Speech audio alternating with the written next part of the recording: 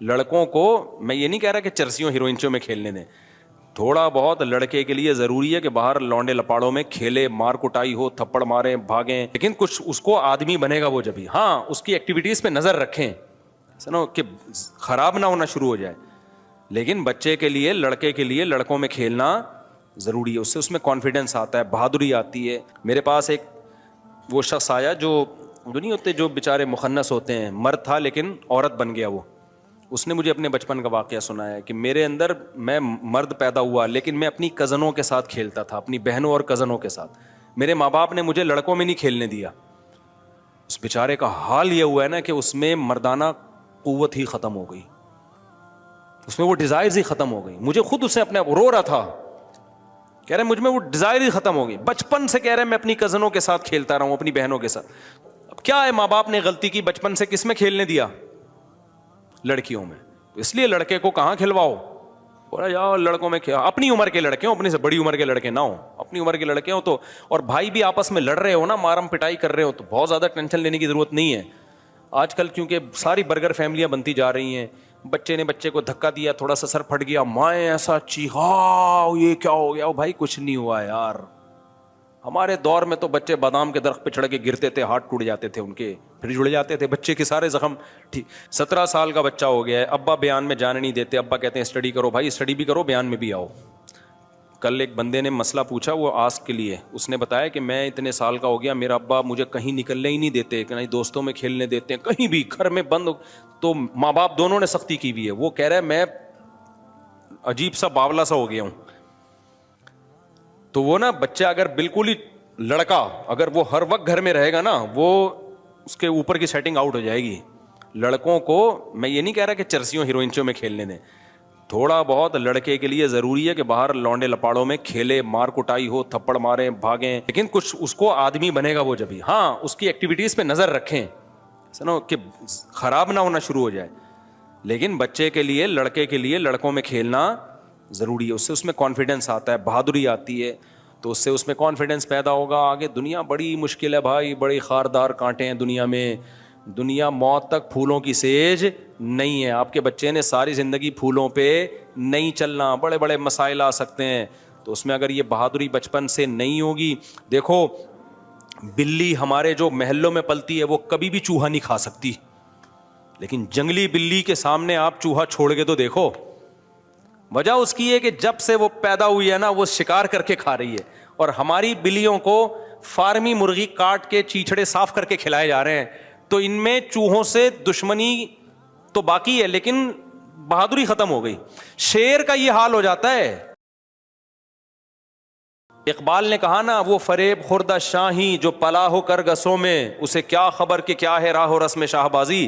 ایک شاہین کا بچہ جو باز نہیں ہوتا، شاہین کیسے جھپٹ کے حملے کرتا ہے، اس کا انڈا گدھوں کے ہاں غلطی سے رہ گیا. تو شاہین کا بچہ پیدا ہوا گدھ کے ہاں، گدھ کے ہاں.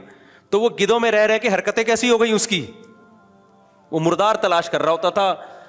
تو جب وہ شاہینوں کو دیکھتا کہ وہ ایسے اٹھتے ہیں، جھپٹتے ہیں، تو وہ حیران ہوتا، یار میری شکل بھی ایسا ہی ہے، لیکن میں تو یہ کر ہی نہیں سکتا. بھائی کیوں نہیں کر سکتا؟ تیرا اٹھنا بیٹھنا کس کے ساتھ ہے؟ گدھوں کے ساتھ.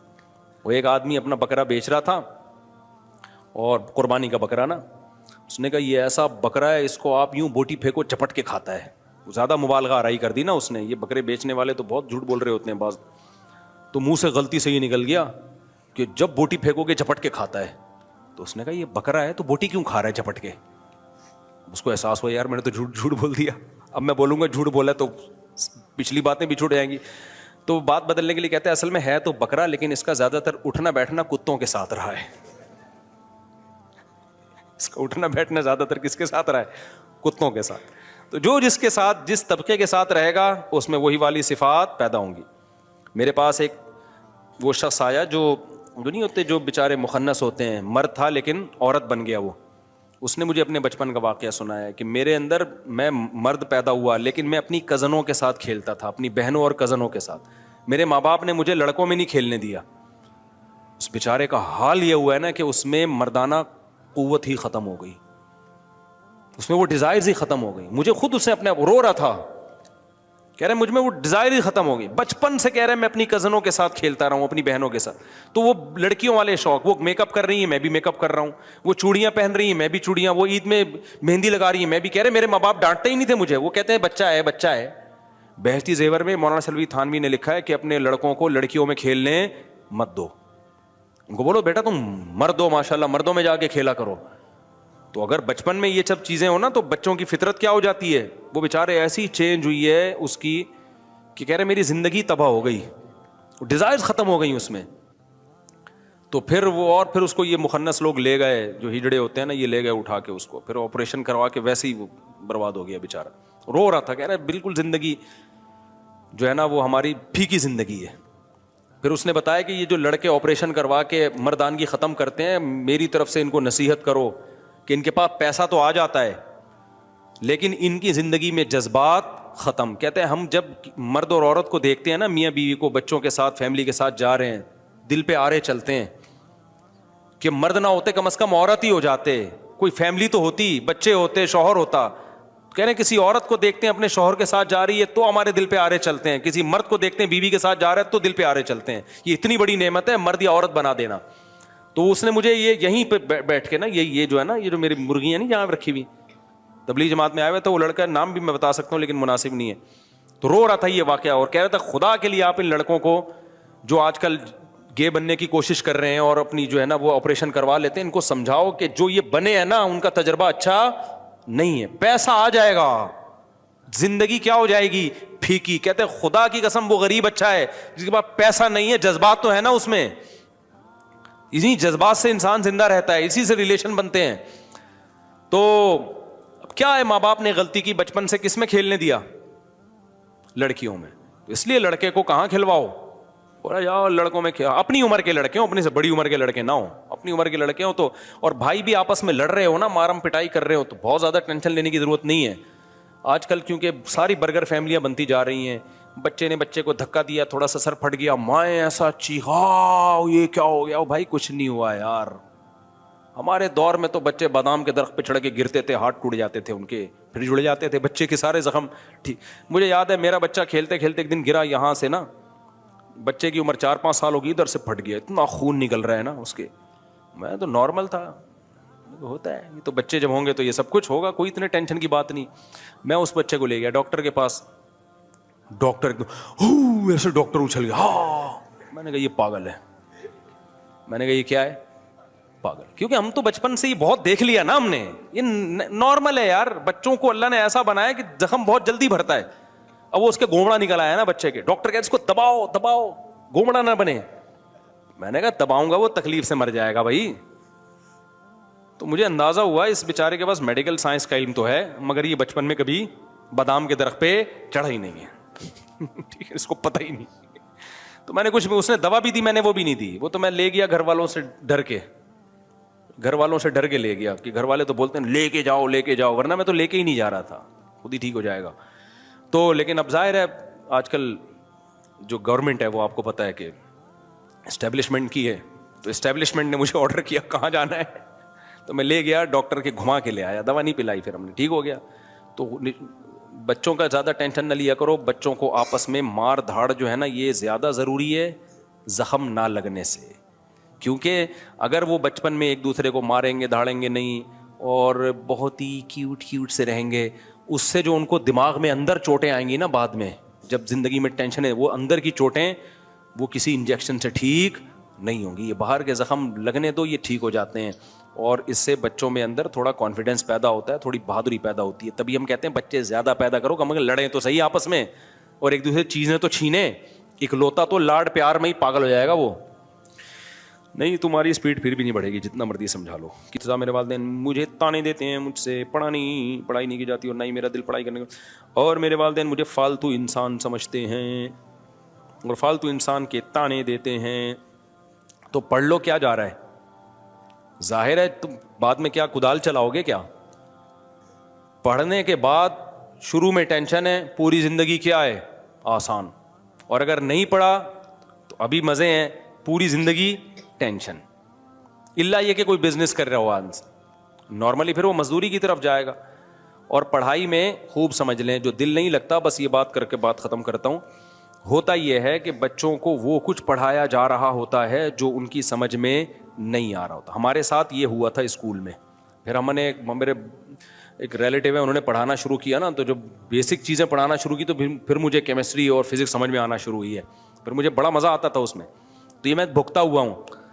ہوتا یہ ہے کہ بچے کی بیس ہی نہیں بنی ہوئی ہوتی اور اس کو آگے کی چیزیں پڑھائی جا رہی ہوتی ہیں.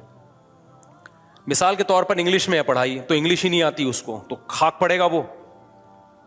سمجھ رہے ہو, بیسک انگلش ہی نہیں آتی اس کو. تو 8ویں تک صحیح پڑھا نہیں ہوتا, 9th میں پڑھنے کی کوشش کر رہا ہوتا ہے تو نہیں آتا. تو بچوں کے لیے نا اسکولوں میں تو دماغ سے نکال دو کہ بچہ پڑھے گا. یہ 40 بچے, 20 بچے ہو ہی نہیں سکتا کہ ٹیچر ان کو صحیح طرح سے پڑھا دے, چاہے کتنا اچھا اسکول ہو.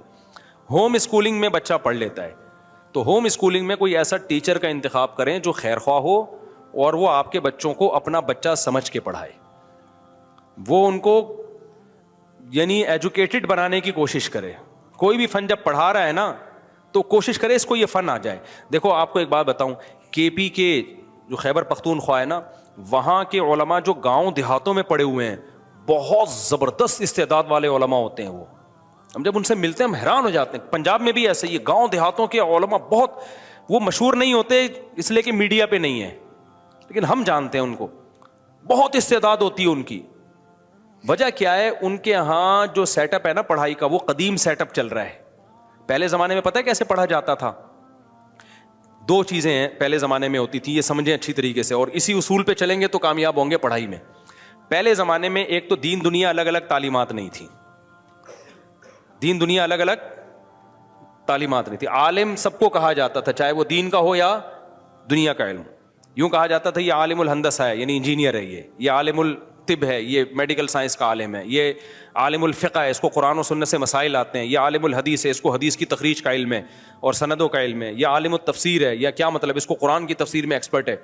تو اب ہوتا یہ تھا کہ ایک شخص کو جو علم حاصل کرنا ہوتا نا, وہ اس کے ایکسپرٹ کے پاس جاتا, اور اس علم میں جب تک ایکسپرٹ نہ بن جاتا کسی دوسرے علم کی طرف نہیں جاتا تھا وہ. مثال کے طور پر کسی کو عربی سیکھنی ہے, عربی کے دو حصے ہیں, ایک گرامر کے 2 حصے ہیں, ایک صرف کہلایا جاتا ہے اور ایک نحو. یہ گرامر کے 2 حصے ہیں. اور تیسری چیز ہوتی ہے عربی ادب. تو پہلے پتہ ہے کیسے عربی سیکھتے تھے, اب کیسے سیکھ رہے ہیں؟ پہلی کلاس میں صرف کی کتابیں بھی ہیں, نحو کی کتابیں بھی ہیں, عربی ادب کی کتابیں بھی ہیں. کسی بھی چیز میں کچھ بھی اس کو نہیں آ رہا ہوتا. اچھا, میں نے اس قدیم طریقے سے ہی دین کا علم حاصل کیا الحمدللہ, یہ اللہ کا بڑا فضل ہو گیا. میں نے جب عربی گرامر میں صرف پڑھی ہے تو نحو نہیں پڑھی, ٹوٹلی پورے سال صرف ہی پڑھی ہے میں نے. پھر جب نحو پڑھی ہے تو صرف نحو پڑھی ہے. تو اب پہلے یہ ہوتا تھا کہ اب کہ ایک آدمی چاہتا ہے کہ مجھے, جیسے ٹینسز ہیں نا, ٹینسز آپ انگلش سے سمجھ لیں, انگلش گرامر کے بہت سارے پارٹس ہیں نا, تو پتہ چلتا ہے وہ فلاں علاقے میں انگلش میں ٹینسز کے بڑے ماہر عالم ہیں, تو جا کے اس سے پورے ٹینسز, صبح شام ٹینسز پڑھنے کے علاوہ کوئی کام ہے ہی نہیں. وہیں پڑاؤ ڈالتے تھے, وہیں رہتے تھے, وہیں کھانا, وہیں ناشتہ, اور استاذ کی خدمت میں اسی کے جوتے بھی سیدھے کر رہے ہیں, اسی کے کپڑے بھی دھو رہے ہیں, اسی کی بھینسوں کو نہلا بھی رہے ہیں. جب بھی ٹیچر آئے گا اس سے پڑھنا شروع. یہ اسٹائل ہوتا تھا ونس اپون اے ٹائم مسلمانوں کی تعلیم حاصل کرنے کا. سمجھتے ہو؟ اب عربی گرامر میں صرف پڑھنا ہے تو صرف ہی پڑھتے چلے. جب صرف میں ایکسپرٹ ہو گئے نا, اب آ رہے ہیں نحو کی طرف. نحو میں بہت زیادہ ایکسپرٹ ہو گئے تو اب آ رہے ہیں عربی گرامر کی طرف. یہ عالم بننے کا بتا رہا ہوں, پہلے علماء کیسے بنتے تھے. اب عربی گرامر ہو گئی تو اب عربی ادب کی طرف. عربی ادب کی کتابیں, نفحۃ العرب ہے, القراءۃ الراشدہ سے شروع ہوتا ہے, پھر وہ ہے المقامات ہے. تو جتنی عربی گرامر, متنبی ہے, حماسہ ہے, عربی گرامر کی شاعری, وہی پڑھتے رہتے تھے. اتنی مہارت ہو جاتی, ہزار اشعار زبانی یاد کر لیتے, اتنے ماہر ہوتے. پھر جب عربی میں عبور ہو گیا, پھر آتے تھے قرآن کی طرف, تفسیر کی طرف, پھر حدیث کی طرف, پھر فقہ کی طرف. اس طرح سے پہلے زمانے میں عالم بنتا تھا. پی کے میں, گاؤں دیہاتوں میں اب بھی کیا ہے, یہی طریقہ ہے. تو جو ان طریقوں سے عالم بنے بہت ماہر ہیں, کیونکہ ان کو بہت سو کو اردو نہیں آتی, اس لیے مشہور نہیں ہے. سمجھتے ہو کہ نہیں سمجھتے ہو؟ تو بچے کا بھی نا علم حاصل کرنے کا نیچرل طریقہ یہی ہے. اسکولوں میں 6-7 سبجیکٹ اکٹھے لے کے چل رہے ہوتے ہیں, اور وہ بھی نہیں چل رہے ہوتے.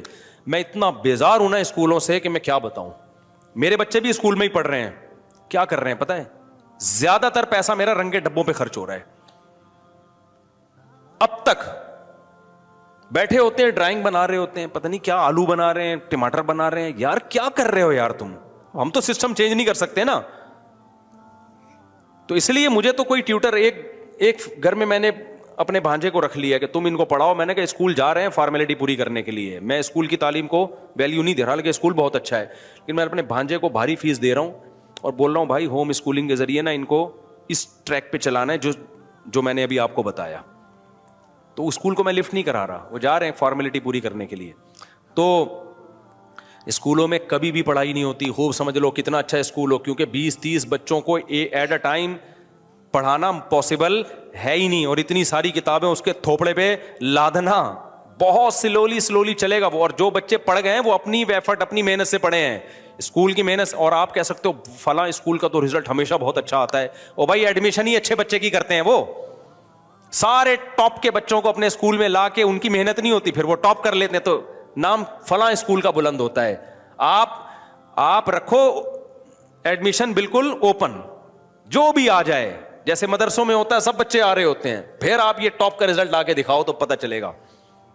تو وہ دوسروں کی محنت کو کیش کرا رہے ہوتے ہیں. تو اسکولوں میں نہیں ہوتا میرے بھائی پڑھائی کا. یہ میں نے جب پڑھا نا دین کا علم, تو میں جب مدرسے میں گیا تو اکیلا تھا, وحدہ لا شریک لہ میرے استاذ مجھے کہا کرتے تھے.